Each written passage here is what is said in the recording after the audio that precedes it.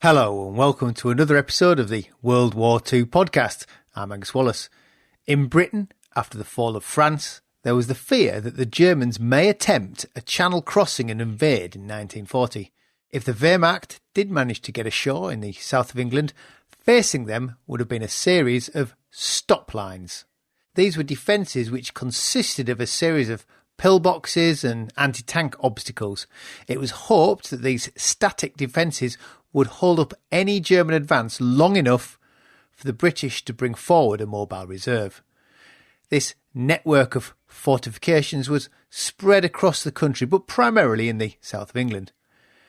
Protecting Britain from an invasion in Devon and Cornwall was the Taunton Stop Line in the southwest of the country. To tell me today about stop lines is Andrew Powell-Thomas. Andrew is a military historian specialising in the military history of the West Country. He's also the author of The West Country's Last Line of Defence, Taunton Stop Line. Folks, if you listen to the podcast, why not help me keep the show on the road by becoming a patron? I try to put out the podcast twice a month for free. This is made possible by listeners chipping in £1 or £2 each month, which allows me to put time aside to research and record and edit the show. If you head over to patreon.com/WW2 podcast, you'll see I've changed the suggested tiers of support and try to give something back to supporters of the podcast. Extras, ad-free episodes, and if you sign up like honorary colonels Doug Ellett and Tyler Anderson, a shout out on the show. Thanks, chaps. So to become a patron, it's patreon.com/WW2 podcast.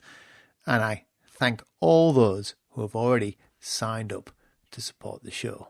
Andrew, thanks for joining me. So, what's the history of these stop lines? When are they made? When were they in place before the war? Well, do you know what? But before the war, we're not really doing it across the countryside. I mean, certainly along the coast, if you think about all the ports we've got, Plymouth, Southampton, Portsmouth, all across that south and southeast coast, they're naturally defended anyway. They've got, centuries of kind of fortification, the old Palmerston forts, which have just been upgraded and used. So along the coast, yes, but nothing really in towns, in cities, beyond a few kind of checkpoints and things like that. And it's only really when we get to the May and June of 1940 that we suddenly, the British suddenly realise, hang on a minute, that there's a very real chance that this is going horribly wrong.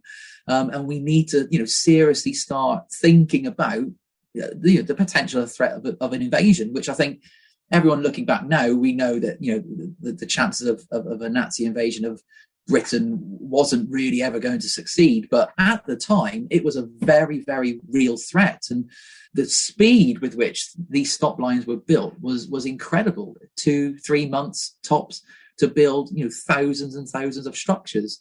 And it all stems back to kind of, I guess, I think everything in the Second World War for me is that Dunkirk moment. I think that's such a critical point kind of in the grand scheme of the Second World War. But it's also really relevant to the stop lines because you've obviously got the British troops, the BEF, over in northern France and Belgium. Suddenly it's the point of, hang on a minute, we need to get out of here now because this is going wrong. And it's such a critical point because the troops that were kind of rescued from Dunkirk, they formed part of the plan with these stop lines. They were an essential part of it. And I think as well, it's just important to remember that the 330,000 plus that were brought back from France, my grandfather included. He was part of the BEF. He was in the RAF at the time. They were crucial because we know Britain had the biggest navy in the world at the time. That was our massive strength. Air Force developing, really strongly. Army was kind of the lesser of the forces. The 330,000 men that we brought back, they were sent over there in 1939. They were already in the services. They were trained. They were skilled. My grandfather had been in the RAF for 10 years at that point. You can't, if they're suddenly all captured, you can't suddenly replace that experience and that knowledge with new recruits. You can train them as quickly as you can.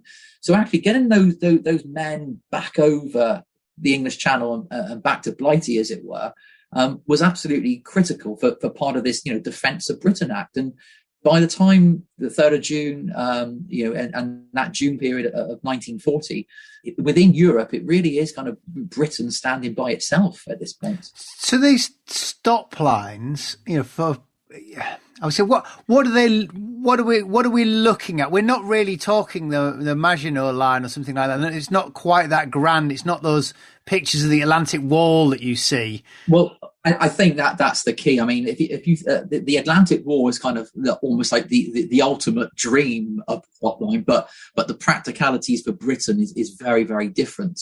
I mean, as I said, back to that May-June time, after Dunkirk, we've got Edmund Ironside, who was made Commander-in-Chief of the Home Forces. Fantastic name for someone to sort out the defence of Britain, Ironside, and the fact that his nickname was Tiny when he's over 6 foot tall and built like a brick outhouse. It's a brilliant kind of nickname for him. But he was kind of tasked with coming up with a plan for defending Great Britain from this invasion. Troops had been withdrawn, through France. And it was, us against them. And I think as well, in the backdrop to all this, we've got the change of prime minister as well. That this could have gone in a very, very different way. If we hadn't got those troops out of Dunkirk, there's a very real chance, perhaps we would have looked at some sort of ceasefire, some sort of treaty, some sort of agreement to not continue. Different prime minister, maybe that's what would have happened. But as it were, Ironside's got this task of kind of defending the whole of the country, basically. And on the 25th of June, 1940, he took his plan into the depths of Whitehall. All the powers that be were sat around this table, and you can kind of imagine the smoke-filled room and these maps being, put out on tables in front of everyone. And he had this 5-point plan for defending Britain. The first part was a defensive crust along the coast, which we were pretty good with, the ports and everything along the English Channel, and down as far as Plymouth and the western approaches there, that was already established. But the other 5 points, really interesting. We've got the Home Guards being responsible for roadblocks. Sounds such a simple thing, but if you've ever driven down through the West Country, through Devon or Somerset, through those country lines, a couple of roadblocks and all the signposts taken down before the age of sat nav, it's really going to cause problems with where you're going. And I think you could even take a whole sidestep here, back to the middle of May, with the fact that the local defence volunteers had their name changed to the Home Guard, because I think by that middle of May, people could see where the war was going. That Nazi Germany had invaded the Low Countries of Holland and Belgium. France is going to be next, and then it's us. And I think changing it from people who were volunteers to suddenly you're the Home Guard, it's a much more emotive phrase, isn't it? You're literally guarding your home. It's your responsibility to defend your house and your bed and your chickens in the garden or whatever it is.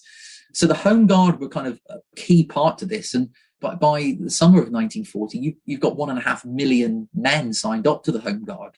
There's been plenty of talk about the state of their kit and their equipment and, all the rest of it. But, even an old soldier from the First World War, he's had some sort of training experience, that's going to count for something. And the fact they've got something very real to potentially fight for, haven't they? Look, defending their own homes. So I think, they'd have been an interesting aspect of an invasion. So you've got the Home Guard in there. You've then got these static fortified stop lines. The term stop line's a bit naughty, really, because they were never intended to completely stop an invading force. It would be more like a hold-up line would be a better description for it.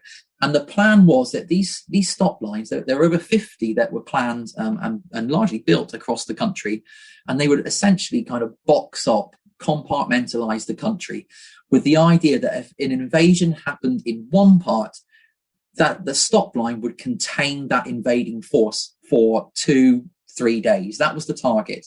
And the reason the aim was to hold them up was that the bulk of the army that had been kind of, brought back from Dunkirk, those 330,000 men, they would kind of be held in this kind of central reserve somewhere, in the Midlands probably, because as any planner would kind of, identify, you cannot spread them equally to any degree of benefit right across all the potential landing places. So the idea was that these centralized troops would be there if an invasion happened. They would find out about it, and they would then get to wherever that was, whether it was Kent, whether it's the beaches of Devon, whether it's Portsmouth, wherever that may be. These stop lines would kind of hold them up and stop them coming. And certainly from the point of view of what the stop lines contained, you've got pillboxes, which were your mainstay of a stop line.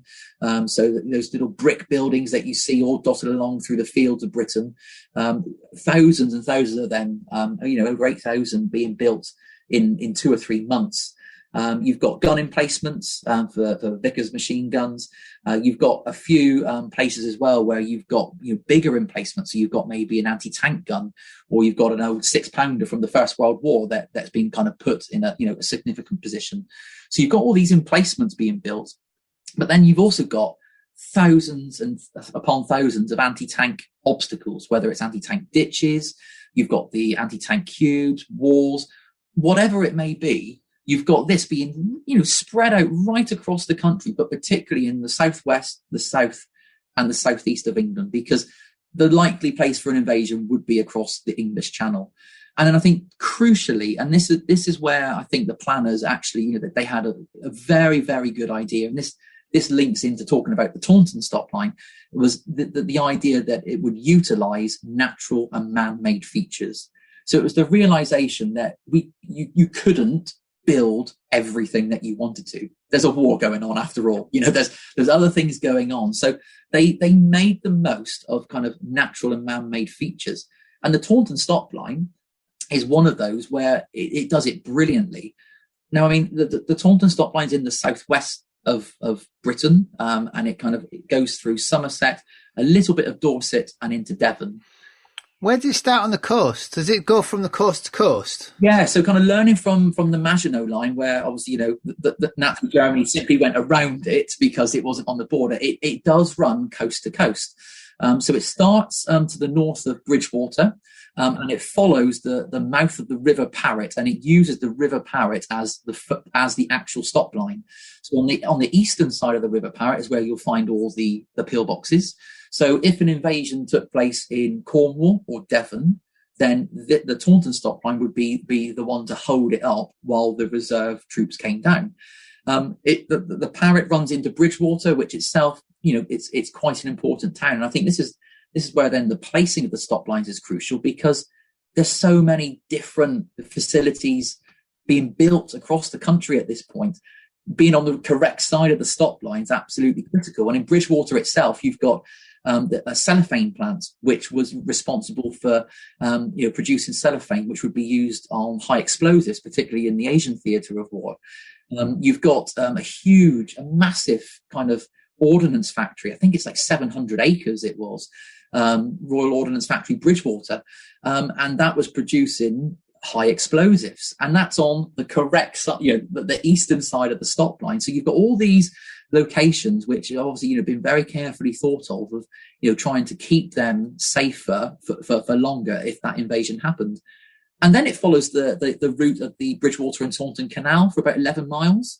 It kind of it follows that path all the way down to Taunton, and then it kind of links on. Then it uses old railway embankments, which again, a man-made feature, but obviously the slopes going up would cause a real hindrance to anyone going past it. And so the Taunton Stop Line essentially follows canals, rivers, railway embankments, train tracks, all the way from Bridgewater in Somerset or down to Taunton, across to Ilminster, Chard, and all the way down to Axmouth on the coast of Devon. I was looking at the map of the stop lines, and I discovered actually there must be one near me, which doesn't really come as a surprise, because there's one runs up sort of the east of Britain, so there must be one that goes through the Vale of York where I am. And growing up, I remember my dad pointing out those big concrete tank traps, huge, and they're near me. They're on the railway lines, so presumably they're to stop railway lines being used for tanks moving about. To stop the mechanised troops utilising the straight tracks. Yeah. fact that they've just built a housing estate near me, and there was a little bridge where they had two massive ones on either side, and I noticed they've destroyed them, and I did wonder how they destroyed them, because they were not in a particularly accessible place to get a big piece of machinery in to destroy them. But anyway, what I was going to say was on the stop line, like the Taunton Stop Line, how far are the emplacements spaced out? I mean, are they all supporting one another, or do they literally just put them at key locations, or did they sort of put them at key locations and then fill in the gaps later? Yeah, I think that from the planner's point of view, that's what they did. I mean, the Taunton Stop Line is just over 50 miles in length. And so part of that, I think it's 24 miles of waterways. So more than half the stop line is following a river or a canal. So that's, your natural barrier. And then you've got your pillboxes, your machine gun emplacements, which are then built around that. I mean, there's over 200 pillboxes, 60 medium machine gun emplacements, 20 anti-tank guns emplacements. And as for the miles and miles of obstacles and anti-tank ditches, when they were planning, they actually had 12 so-called anti-tank islands along the stop line. And so these were kind of like, strategic strongholds, as it were. And they were kind of spread out along the stop line. So you've got Bridgewater is one of these. You've then got a very small village called Durston, which is the next anti-tank island. But when you visit Durston, you can see why, because you've got the canal on one side. You've then got the main Southwest Railway line about 50 metres away from that. So you can kind of see why that was a strategic point to have a number of pillboxes there. And to write the book, I've walked the stop line. And obviously some have gone over time. Some have been taken. But I mean, the Taunton stop line is arguably the best preserved because it's along canals and on the side of farmers' fields, unlike the ones in the southeast of England, which is, redevelopment and urbanisation have long gone. Most of, I'd say a good 85% of the structures are still there. And if you go for a walk along the canal, every 100 metres, every 200 metres or so, you've got a pillbox there, strategically on a corner, on a bend, on a hill. That's a lot, isn't it? It's an awful lot. And to think that was kind of... And if you how many people? What would you get in a pillbox? 4 or 5 men each? Yeah, exactly. Four or five men, and so the vast majority constantly. That's a lot of men tied up. Certainly in 1940, when that threat of invasion was real, absolutely, and it would be a mixture of, certainly for those with the anti-tank guns, that would probably be your regular, your trained troops, but the Home Guard certainly stepping up big time to kind of ensure that they were manned. I think from a few bits that I found, they would actually almost have a mixture of Home Guard, because they know the local area, and a couple of trained troops as well. That's an awful lot. And as I said, on the Taunton stop line, you've got well over 300 emplacements in total. And if you think that's replicated, there's over 50 stop lines that were planned for Britain. The fact that all of these things were built in 2-3 months, and built quite well. I mean, there's obviously a war going on and there's corners being cut on a few of them. But, here we are 80 years later. No one's loved or looked after them. And most of them are still standing. They're still doing their job.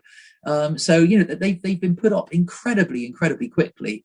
And again, like you said, the manning of them, some of them are very isolated. There are some pillboxes which I wouldn't like to be in if I was the Home Guard, because you're kind of away from everyone else. You really are isolated. And the 3 or 4 of you in there, if an invasion took place, you're up against it. You're kind of left to it by yourself.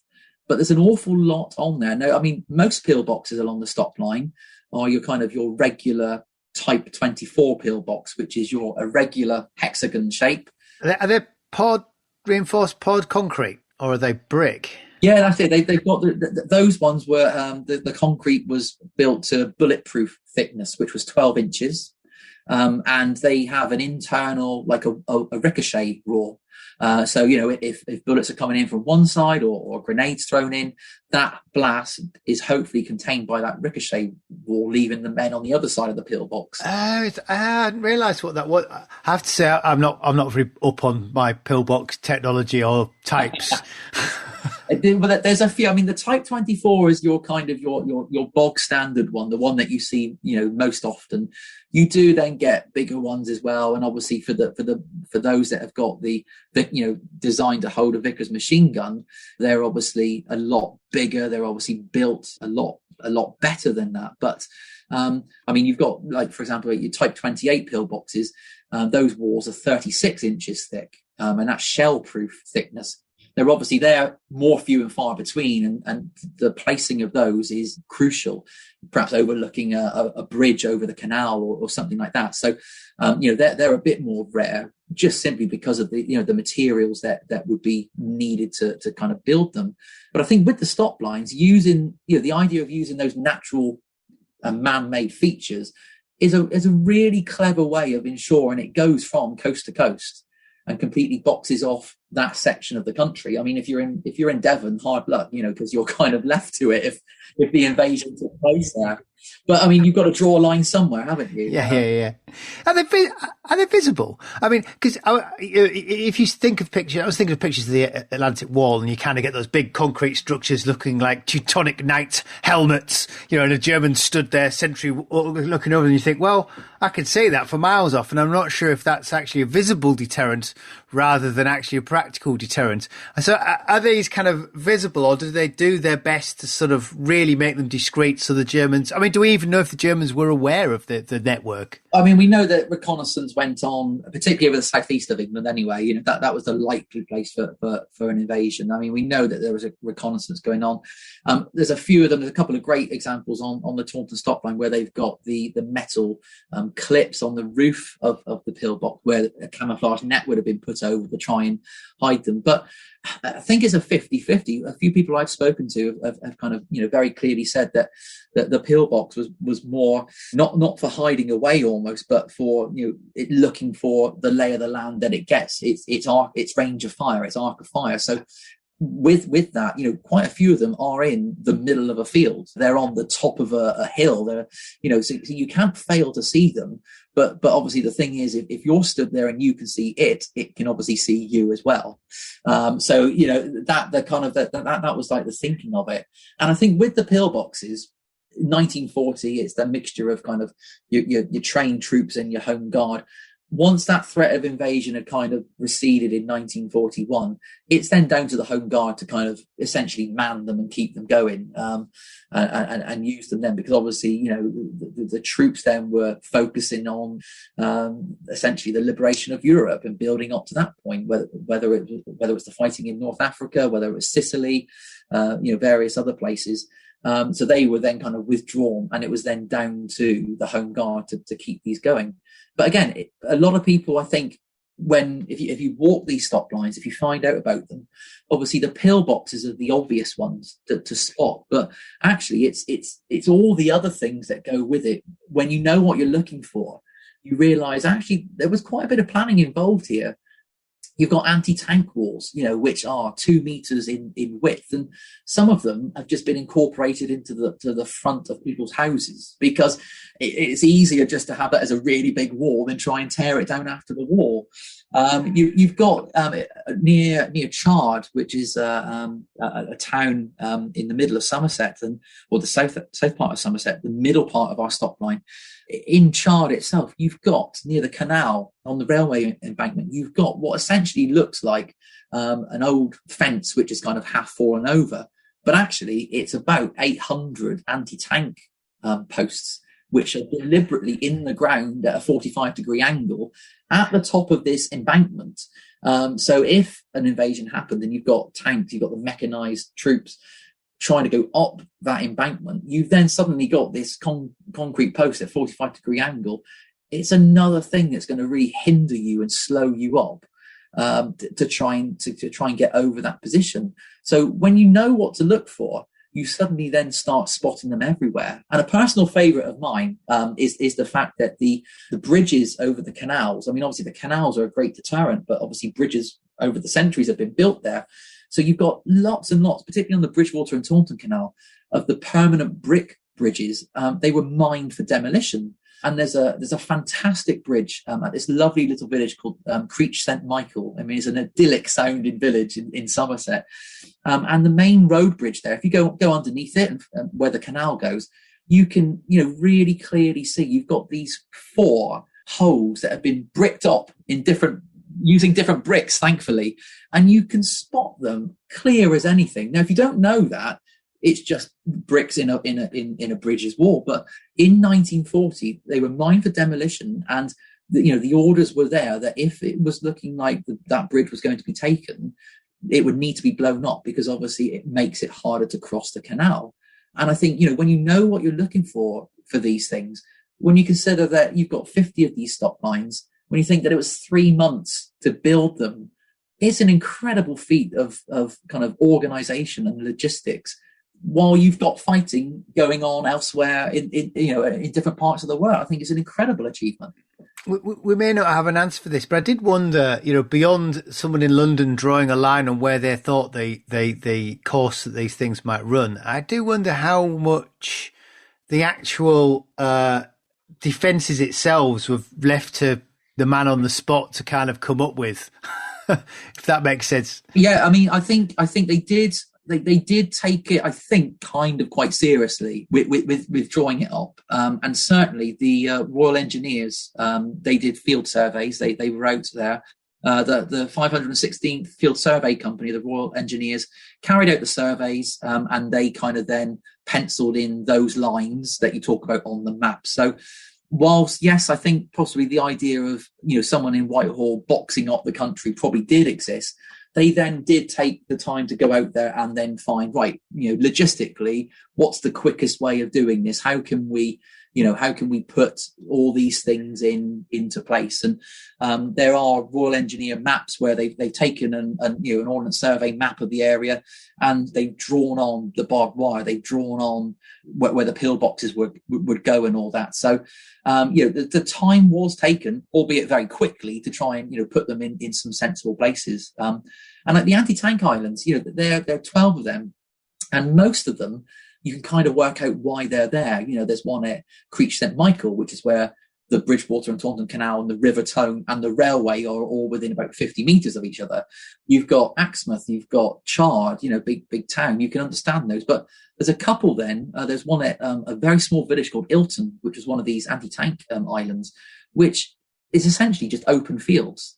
And it was, and that one was placed there on the assumption, on the idea that if there was an airborne invasion, those open fields that are right around the village of Ilton would be a natural target to drop people. So that's why the anti-tank island was put there. Now, clearly, the people who planned it, they knew what they were talking about, because fast forward another couple of years, 1943, and you've got an airfield being built there at RAF Merrifield, and that was then, because it's nice and flat land and it had to be drained because of the Somerset levels. But it's an obvious place to put an airfield when you're getting when you're building up to the D-Day landings.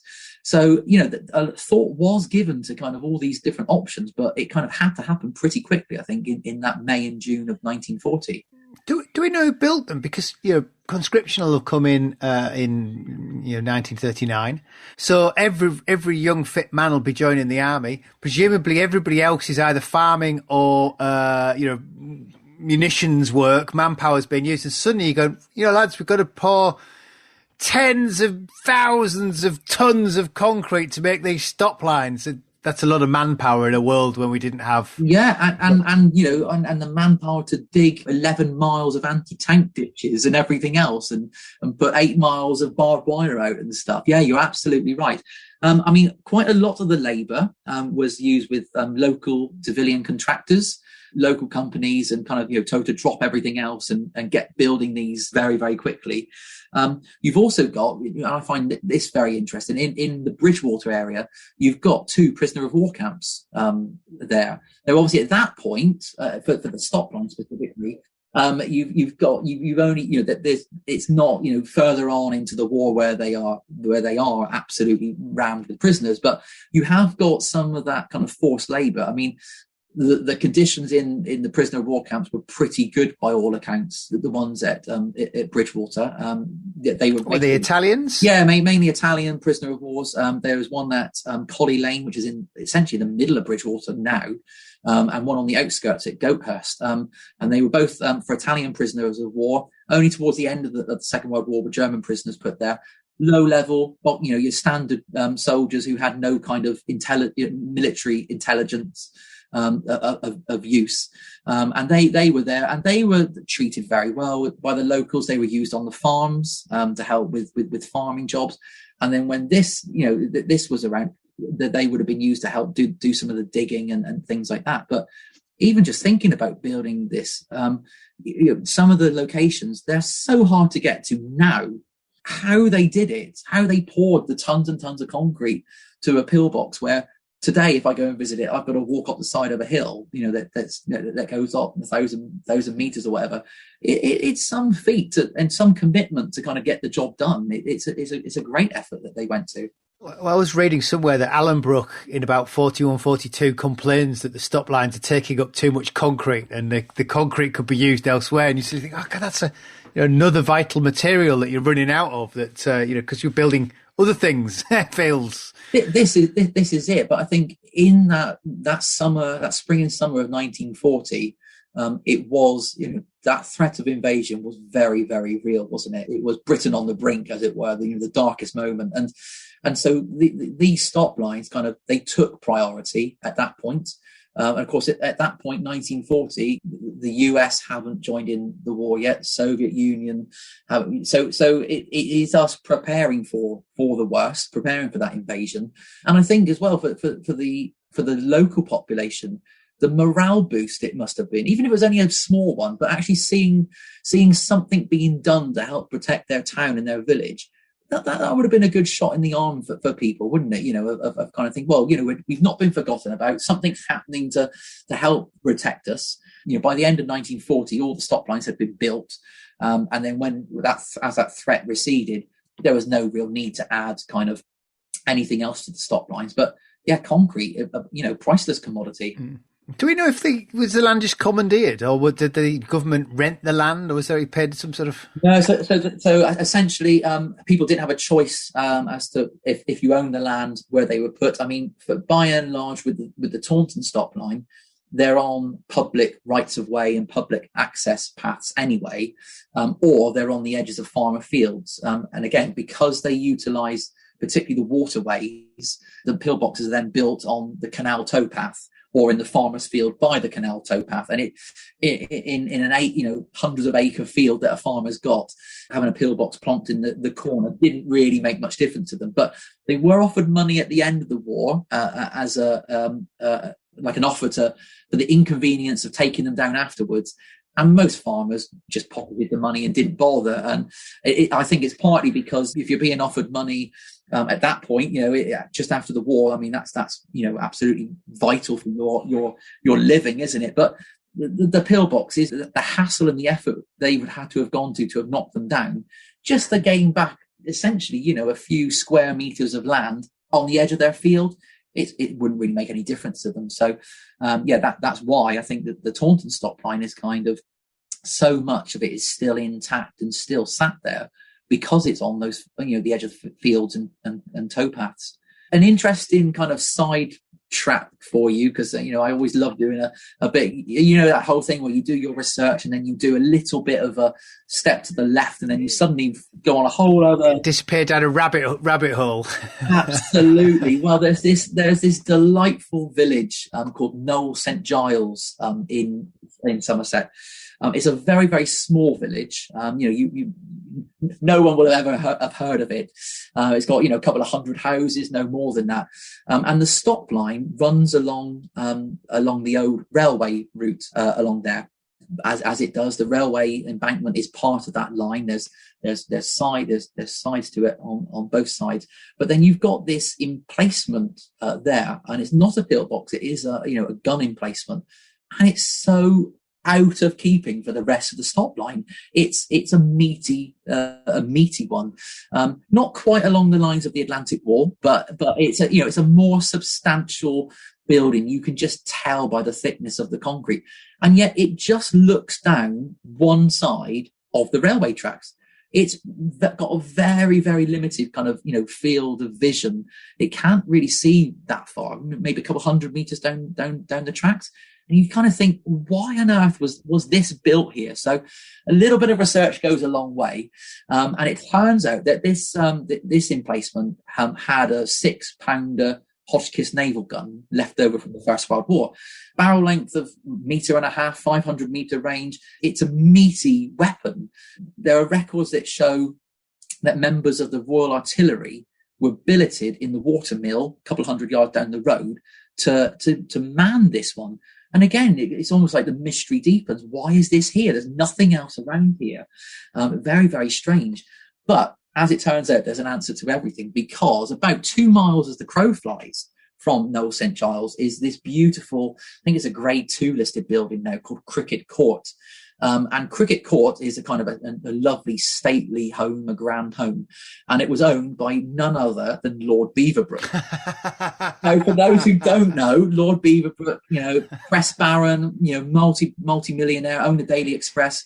And at this point, he was the Minister of Aircraft Production between May 40 to May 41.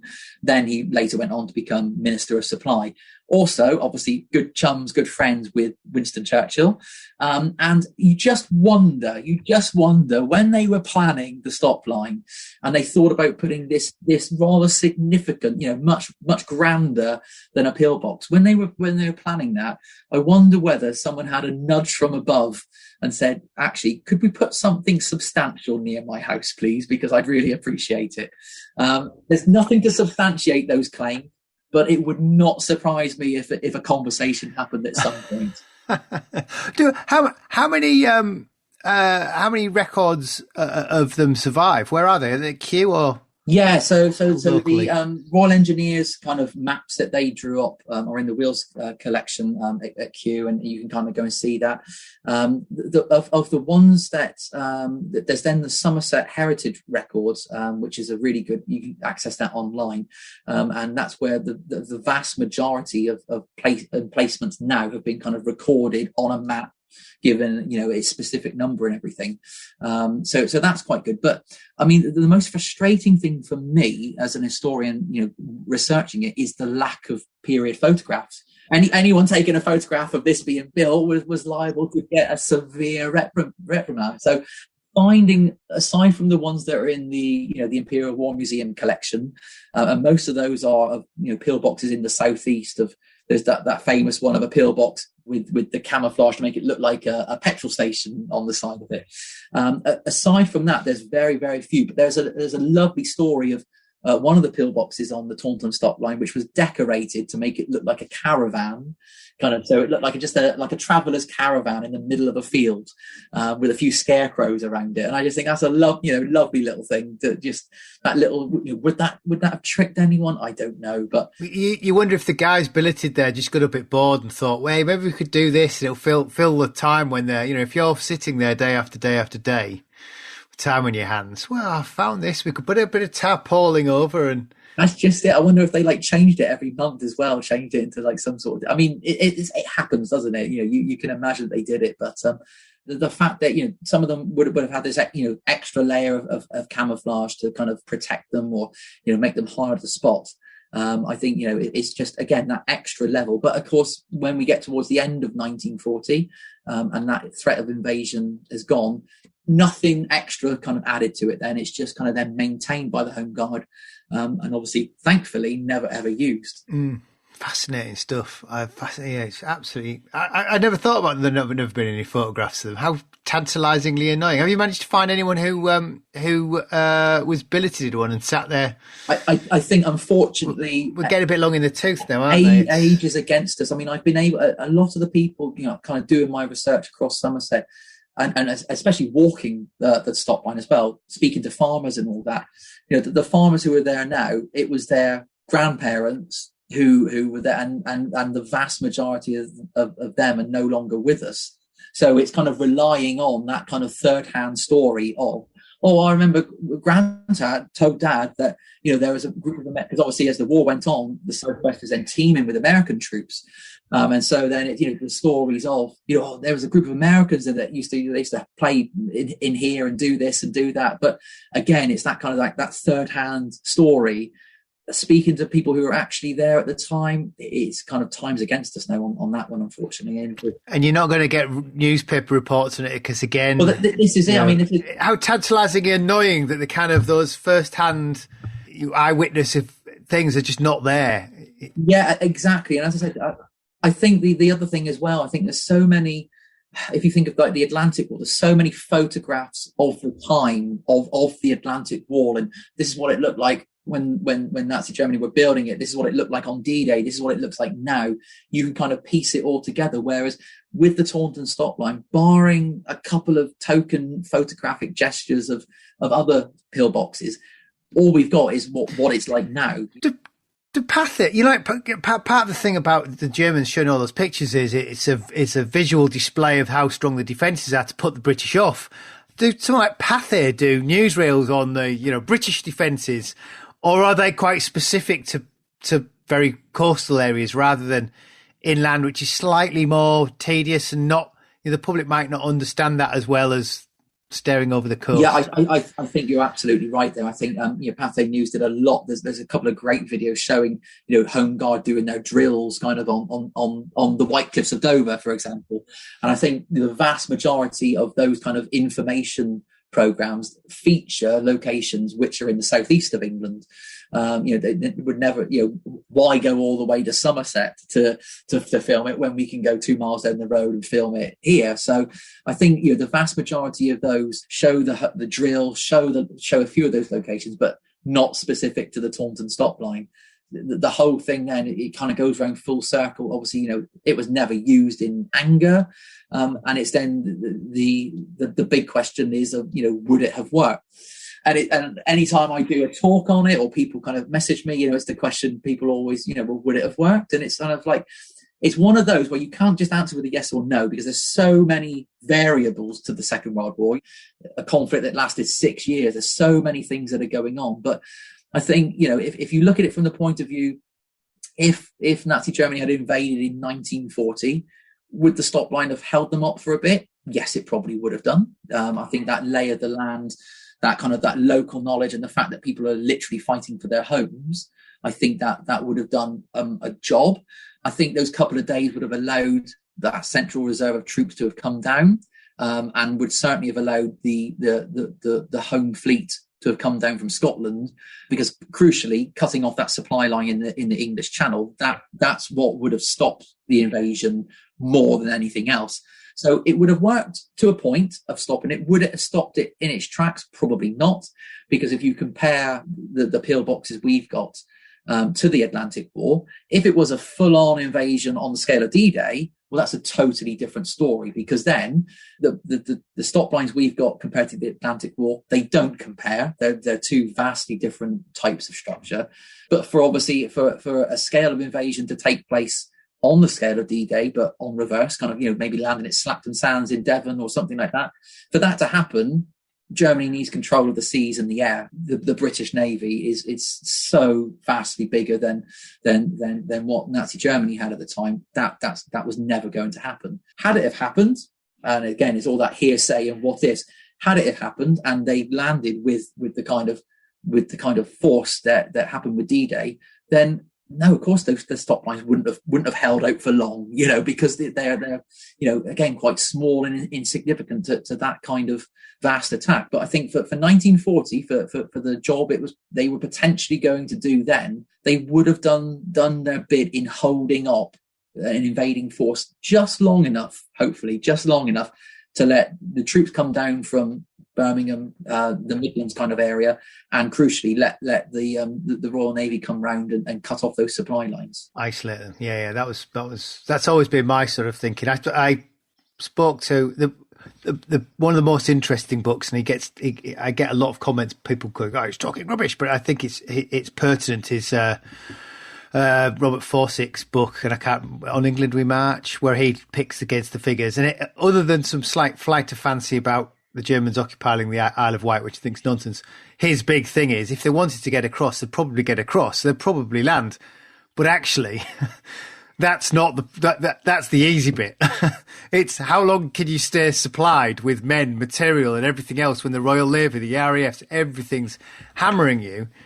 But actually just getting your feet into Britain might not be as difficult as you first think. No, I think there was, and that it was definitely a threat in 1940. I mean, I think had they have done it, hindsight would have showed it as quite a foolish move because of that whole logistical sideshow to it. But potentially, and again, I think the fact that it could have happened on any part of kind of the southwest of England, the south coast, the southeast, even coming across from Norway, even coming there, the potential for that invasion was very real. And because of the size of that potential invading place, they could have got feet on the ground. How long they'd have stayed then is another story entirely. Then because with the stop lines and everything else that are set up there, I think it would have been kind of cut off before it got going too far. But again, that ultimately then runs back to the importance of that Dunkirk week and ensuring that those troops got back. Because if you lose those troops, if you've got a different prime minister coming in, not Churchill, who then suddenly takes stock that we've lost 350,000 men or nearly 400, essentially 400,000 in total of trained, established troops. Even if we've got the Royal Navy there, maybe there's going to be some sort of peace treaty that they're going to kind of go after, and then the war takes a completely different turn to what it did then. So again, I think the use of those troops as that central reserve for these stop lines, absolutely critical for what they were intended to do. Well, that seems a good a place as any to leave things. Thank you, Andrew. Loyal listener, if you live in the UK, I'm sure you're familiar with pillboxes and perhaps tank stops, in which case you'll find Andrew's book a fascinating read. If you're not listening in Britain, it's still a fascinating read.